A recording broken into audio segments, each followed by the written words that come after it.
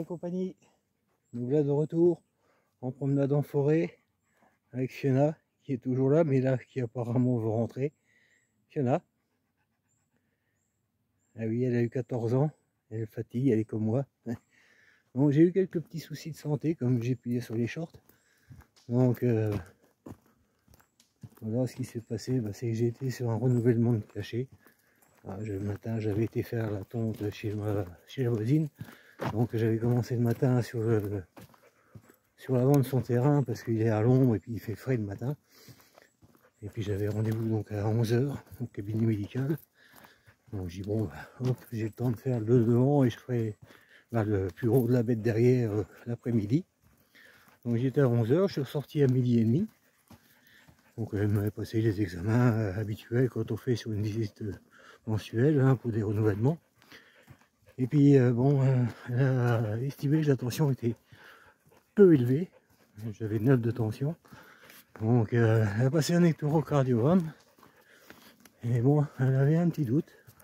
Et puis elle m'a dit, oh, ça a l'air d'aller. Bon, ça va qu'elle me dit. Bon, j'ai dit, bon, pas de souci, au revoir au mois prochain. Et à 1 h, elle me retéléphone. Il faut aller aux urgences tout de suite. J'ai comparé votre électrocardiogramme. C'est catastrophique. Il faut pas plaisanter avec ça. Moi, j'ai dit non, on verra ça demain. J'ai failli que j'y aille pour une prise de sang. Et on verra ça demain. J'ai dit ça passe pas, mais plus une journée. Hein. Ah mais si, vous êtes en arythmie, vous avez des rythmes cardiaques qui font des hauts et des bas, vous êtes à la limite de l'infarctus, il faut y aller tout de suite, faut pas déconner, nanani, nanana. Bon, enfin bref, un contre-cœur j'y ai été, parce que moi j'avais du boulot l'après-midi, puis j'avais de boire rentrer le lendemain, donc ça me faisait un peu chier de bouffer une journée pour des conneries, parce que les urgences... J'ai travaillé, j'étais ambulancier, je sais comment ça se passe. Enfin bon, quoi qu'il en soit, ma femme m'a poussé pour que j'y étais. Quand je suis arrivé, l'hôtel me dit, ah, déshabillez-vous, je vous donne des affaires. J'ai dit quoi déshabillez-vous, j'ai dit, non, je suis à passage, je reste pas. Si je viens pour une prise de sang, un électrocardiogramme, mais je me tire, et j'ai pas que ça à faire, moi. Ah, mais ici, mais il faut attendre le médecin, gna gna. Je dis d'accord, mais je vous préviens, hein, je reste pas. Hein. Et puis bah bon, comme vous vous en doutez, les urgences, on y va pour une prise de sang, on ressort, on est déprimés. J'ai passé la journée, enfin je suis rentré, je suis parti à 18 h. Ils ne voulaient pas, hein, ils voulaient me garder la nuit, tout le bordel, ils voulaient que je reste à l'hôpital. Je dis non, je vous avais prévenu, je me tire. J'ai ma patience à des limites. J'ai dit, vous m'avez gardé toute la journée pour une prise de sang en électrocardiogramme. J'ai eu la cardiologue. Je lui ai dit que je ne restais pas. Elle m'a dit d'accord. Et après, elle m'a dit qu'il y avait une prise de sang à refaire à 20 h 40. J'ai dit, je veux bien encore faire l'effort de revenir, mais je ne reste pas à l'hôpital. Et j'ai dit, je vous préviens, hein, le soir, pas question de faire traîner jusqu'à point d'heure. Hein. La prise de sang a intérêt à aller vite, sinon je me tire. Hein. Et puis, ben voilà, donc on y est retourné l'après-midi. Enfin, le soir, pardon. Et quand je suis arrivé là, je suis tombé sur un pèlerin qui commençait à me dire vous avez de la chance d'être tombé sur quelqu'un d'aimable qui vous laissait partir. D'un air de dire si c'était moi, vous ne serez pas parti. Mais j'ai dit non, c'est pas la personne qui a été aimable avec moi, c'est moi qui lui ai dit que je ne restais pas. Ce qui n'est pas pareil. Hein. Et puis là, j'ai dit c'est pareil, hein, la prise de sang, je vous préviens, vous ne me faites pas poireauter les heures. Hein. J'ai dit là, je viens de me retaper 30 bandes pour venir vous voir. J'ai 10 h grand maximum, je me tire. Et puis bah, l'autre, je le voyais, il faisait tout pour m'éviter, pour se venger, on va dire. Allez, on va dire ça comme ça. Pour essayer de me rester lui le patron. Alors bah, j'ai ranquillé le pantalon, j'ai ranquillé le blouson moto, j'ai repris le casque. Et puis il me dit, ah ben il faut qu'on parle de moi. Ah j'ai dit c'est bon, je me tire. J'ai dit, me faites pas souhaiter, je lui fais peu importe les résultats, je rentre. Il me dit non, ben, il me dit j'ai pas encore les résultats, on a fait une prise de sang pour la thyroïde, s'il y a un cachet, on ne sait pas si on peut vous le donner.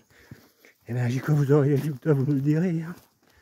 De toute façon j'ai rendez-vous avec le cardio le 6, on verra ça en temps et en heure. Et ben on est rentré. Et puis le lendemain matin, ben, le pépère il s'est reposé, Hein, il a été honnête, il a été correct. Hein, il a été se reposer là où il est le mieux. C'est-à-dire bah, ici, en forêt, débardé de bois, débardé d'hystère, enfin 11 stères avec la charbonnette, que j'ai rentré, que j'ai commencé à couper. Bon, ça sera l'occasion d'une petite vidéo ou d'un petit short, je sais pas, on verra. Donc voilà. Bon, puis Fiona, elle tire un peu la langue. Hein. Maintenant, Fiona, elle se fout royalement de ce que je lui dis. En plus de ça, elle devient complètement sourde.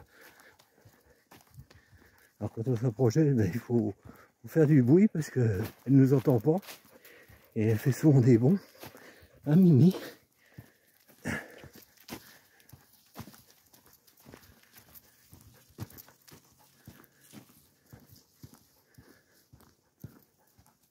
Mais alors là, j'ai vu cette année là. Oh, ils ont rasé le bois à l'entrée là-bas. Il y a un trou maintenant. Putain, j'ai dit ça continue, il n'y aura plus de forêt. Toute la sapinière qu'il y avait, ils l'ont rasé. Là-haut, il y avait des champignons où j'allais souvent. Il y en a toujours eu. Cette année, j'y étais. Ben, ils ont coupé, ils ont foutu les arbres par terre. Ça fait que ben, les champignons, on les voit plus trop.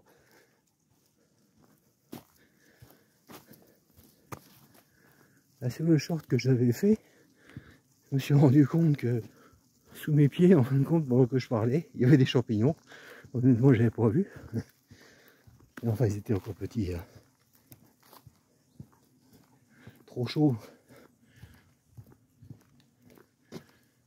On a eu beaucoup d'eau et puis d'un coup, des chaleurs monstrueuses. La terre, elle craque tellement que ça chauffe. Pour vous dire qu'en forêt, voir la terre craquer, c'est rare. Hein.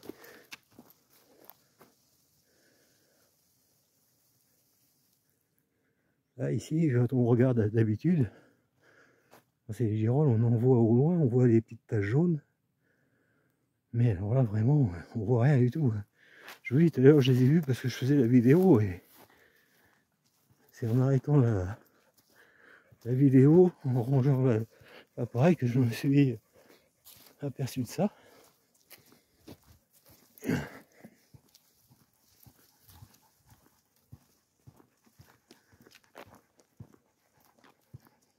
Et puis, on va guetter, hein. Je vois rien du tout. Alors, même sur les bas-côtés, généralement, on en voit dans la mousse comme ça. Vu que la mousse, elle garde l'humidité, les champignons se placent bien. Mais là, la mousse, elle est sèche, mais alors sèche de sèche. Hein.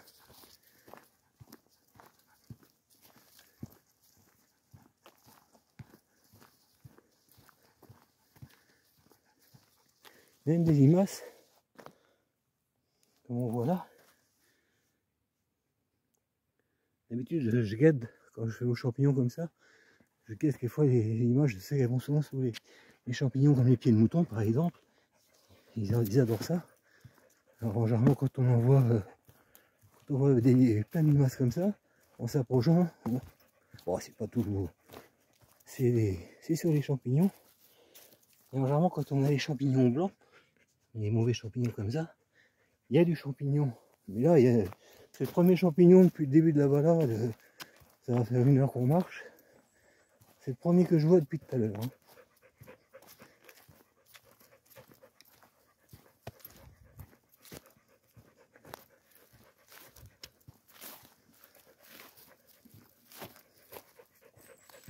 On va repasser par là où je faisais où j'ai fait une paire de vidéos. Où on voyait les lièvres de temps en temps qui passaient devant. J'ai même vu qu'ils couraient parce que le lièvre ne voit pas devant, il a une vision sur les côtés. Et quelquefois les gens me disent « Oh, j'ai vu un lièvre, il me fonçait dessus ». Et c'est parce qu'il ne vous a pas vu. On a eu le cas. Mais alors, par contre, une fois qu'ils entendent un moindre bruit, alors là ils s'arrêtent. Et quand ils tournent la tête, ils vous voient et là ils se barrent. Mais ça dure, c'est l'histoire de quelques secondes, hein, je vous garantis.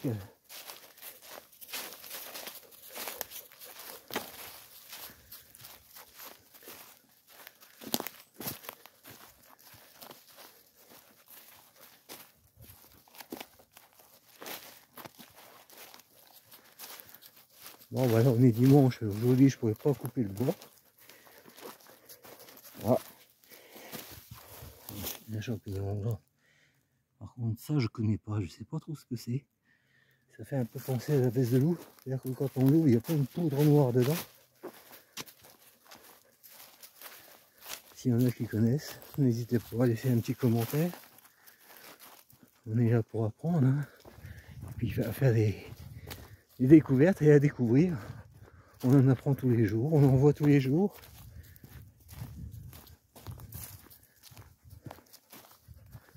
Alors là, voilà, ici avant, c'était une grande forêt.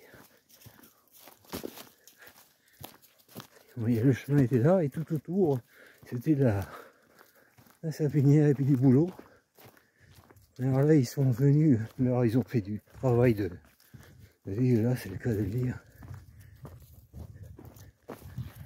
Voilà, la forêt qu'il y avait ici. Ah, mais ils ont retiré le bois, on va peut-être pouvoir trouver des champignons.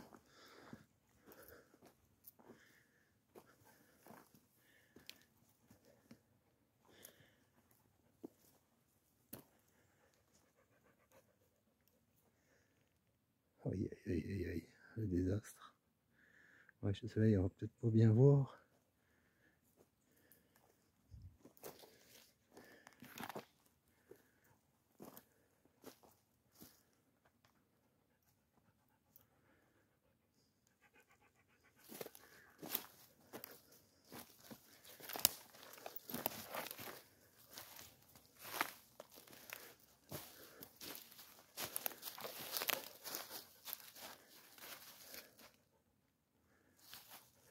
Oh, rien du tout.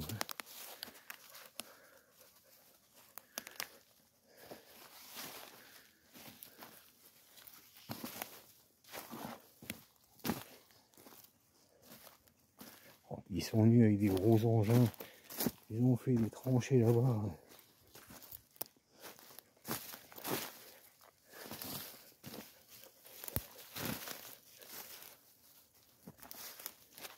On voit rien de chez rien.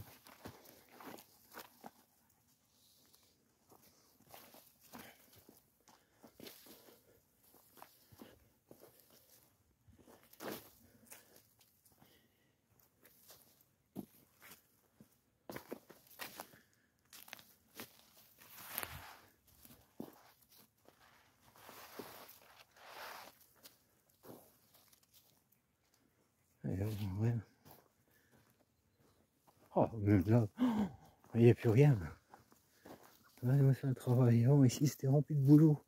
Je n'ai cherché la sève de boulot. Je n'ai y mettre mes bouteilles. Alors là, cette année,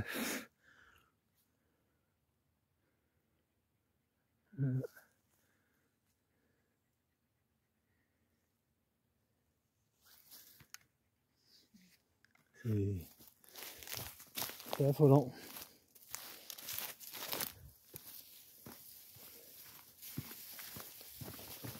Il faut me dise pas parce que les arbres étaient malades. Mais je n'ai cherché la sève, je vous garantis qu'ils étaient bien vivants, les arbres. Hein. Ça donnait bien. Bon, puis comme tout à chacun, on rebouchait bien les trous pour préserver les arbres. Mais là, je crois qu'on ne verra plus trop de champignons par ici. Enfin, pas pour un petit moment, on va dire. Et le temps que tout ça, toutes les branches et les merdouilles soient dégagées.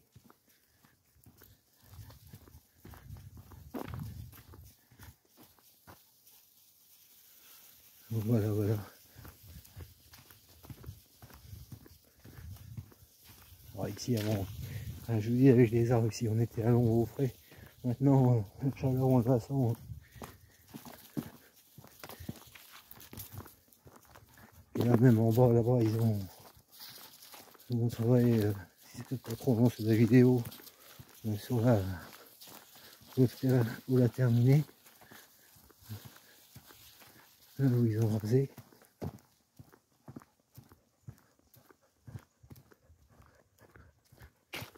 Là, cette année, j'ai pas beaucoup vu, à part les quelques lièvres et puis un renard ces jours-ci. J'ai vu 2-3 chevreuils.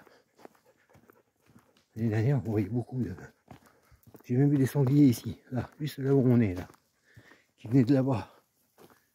Et là-haut, il y a des maisons un peu plus bas. On voit des sangliers à cette hauteur-là, ça fait drôle. Hein. J'étais avec elle, enfin on était assez loin, hein, mais ils sont passés à 4 et puis alors, je vous garantis que c'était du... Il n'y avait pas de marcassin. Hein. C'était les... Au bambou 60 kg. Quoi.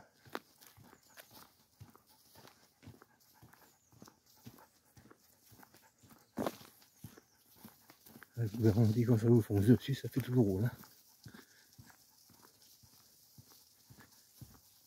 Bon voilà, donc moi j'ai... Pour le camping-car, voilà, on l'a refait. La pompe a été changée. Là, je vais faire la vidange. Et puis prendre rendez-vous pour le contrôle technique avant le 6 septembre. Après, ben, tout va dépendre de deux choses. Déjà, de une, si le camping-car il passe au contrôle ou pas.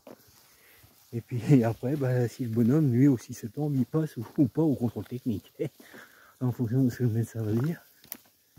Mais bon, de toute façon, j'ai envie de partir, j'ai envie de bouger. Hop, un petit oiseau. Donc, s'ils ont donné des rendez-vous, on verra ça l'année prochaine. Hein. Bon, on voudrait bien aussi un petit peu avoir un peu moins de problèmes qu'on a pu avoir. Parce que j'ai eu des soucis avec mon Dacia. Et j'ai, ben, enfin, l'embrayage, soucis, non. On va dire que c'est une pièce d'usure, hein, l'embrayage qui commençait déjà à donner des signes de faiblesse. Bon, il y a 300 mm, il ne faut pas se faire d'illusions. Hein.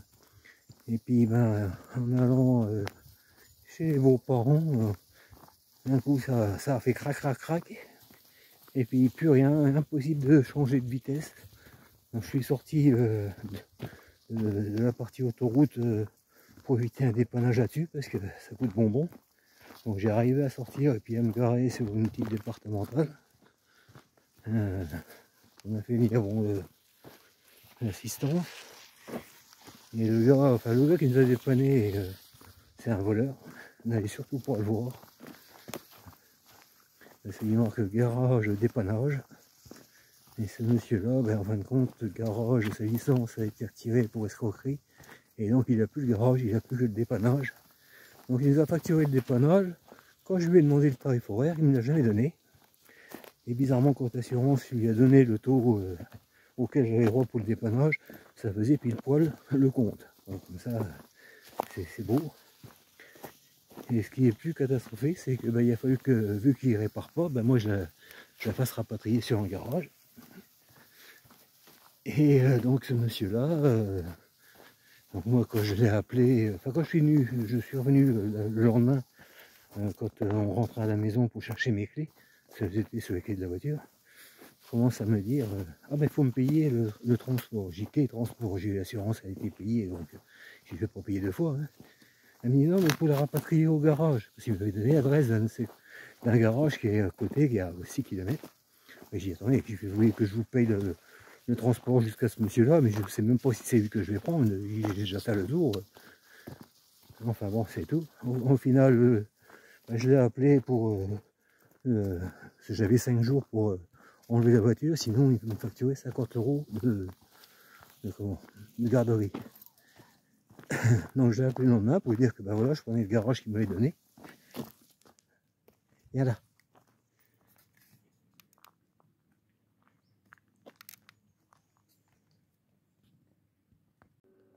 Donc voilà.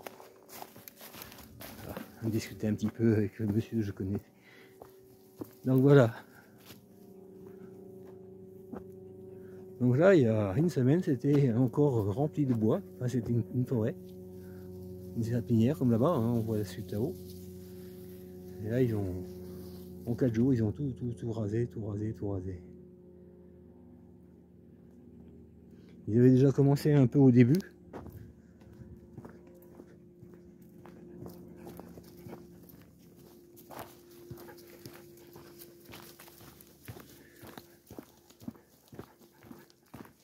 Ouais, alors donc je disais que ben, voilà, ce monsieur-là m'avait fait un coquin à l'eau en me disant que il fallait que je vienne le payer avant qu'il fasse le transport.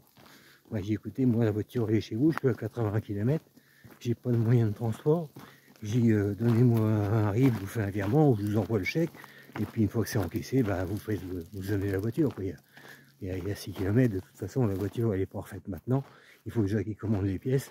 Ce que j'avais en panne, je pensais que c'était moi l'embrayage, mais non, l'embrayage je n'avais rien. En fin de compte, c'est la boîte de vitesse. Un pignon qui a dû craquer dedans. Certainement dû... on ne sait pas, peut-être un manque d'huile. Bon, il me dit il y avait de l'huile, hein, quand ils nous ont démonté, il y avait de l'huile, peut-être pas suffisamment. Puis c'est vrai qu'honnêtement, ça c'est un truc que j'ai jamais regardé. Et puis je pourrais même pas vous dire où se trouve ce niveau-là. Pourtant, ça va faire 13 ans qu'on a la voiture, on l'a acheté neuve. Même le garagiste, hein, quand il l'a fait, il a marché avec, il me dit, oh, vous avez une bonne voiture, hein. Il me dit, on voit qu'elle était entretenu. Ah, j'ai fait oui, par la boîte de vitesse, ou... Oh, c'est vrai que enfin bon, c'est tout, c'est une panne à 300 000 bornes. De toute façon, le voyage, j'ai pas échangé, j'étais sur dérivé, donc voilà, enfin, la voiture est refaite, la facture est payée. Là, je vais avoir du mal à m'asseoir pendant une paire de jours. Et au final, donc, il m'avait facturé 230 € pour le dépannage par l'assurance. Hein, c'était le quota que j'avais le droit. Donc pour 18 km, un samedi. Et accrochez-vous, un dépannage de 6, enfin un transfert de chez lui au garage qui est à 6 km, un mercredi en semaine, il m'a facturé 108 €. Donc, bon, c'est tout. Je l'ai payé comme ça, je lui dois rien, ce monsieur-là. La voiture, ben, j'ai fait le virement au garage, j'ai été chercher la voiture 2 jours après, il était content comme tout. En plus de ça, bon, on a pu discuter parce que ce monsieur fait des courses. Donc, il a une Audi, une belle bagnole, un truc, wow. Je ne connais pas grand chose, mais enfin, j'en ai vu une autre qui était à vendre, qui n'était pas lui, hein, d'occasion, qui était à 58 000 €. Donc, quand il m'a dit que celle-là, c'était le modèle inférieur à celle qu'il avait, on parle de prix occasion, hein. Prix neuf, ouf.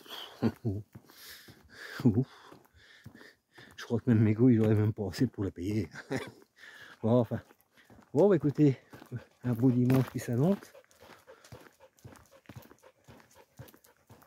On va rentrer parce que maman va s'inquiéter. En plus de ça, j'ai la chienne, puis ce qui m'est arrivé, bah, elle s'inquiète facilement. Donc si je me tarde de trop, elle va appeler le GIGN, Colombo, le FBI pour me rechercher. J'ai ça, je l'avais déjà fait une fois, parce que j'étais pas rentré, on avait fait 10 km. On était dans les bois, il n'y avait pas de réseau. J'avais essayé de me joindre, je ne répondais pas forcément. Donc voilà. Bon, ben ma foi, sur ce, les amis, je vous souhaite à tous un bon dimanche. Et puis je vous dis à bientôt pour une prochaine vidéo. Salut!